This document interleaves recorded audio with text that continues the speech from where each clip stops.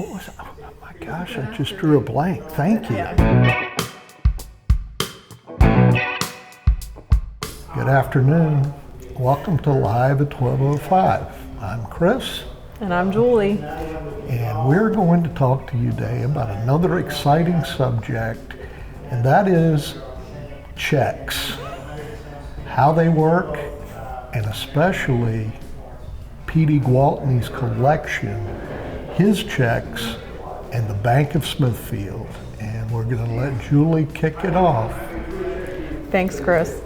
So while we've been going through the records of P.D. Gwaltney's, we found several boxes that contained all the checks that had been canceled, that were cashed in, ironically enough, this very building, which is fantastic. So the checks kind of have come full circle again. They're back home.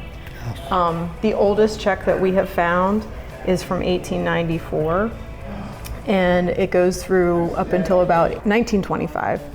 But checks, for those of you that don't know, are paper money.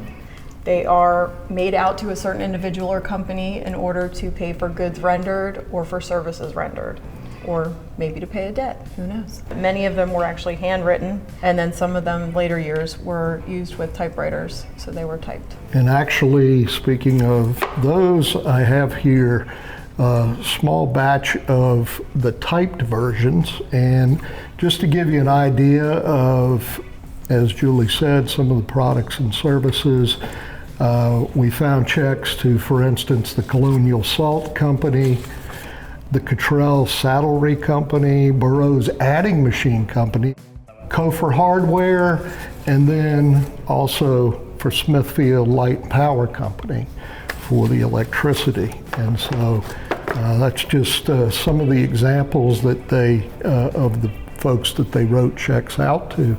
Also mentioned, this is an example of what was called a deposit slip.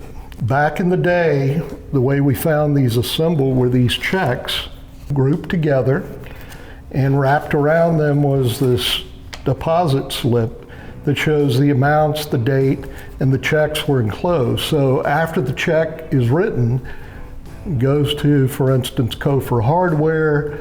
They in turn get their money from the bank, and the check comes back, in this case, to P.D. Gwaltney's company, called a canceled check. So on the back of each check, you will see they would stamp it or write it indicating that it had been cashed.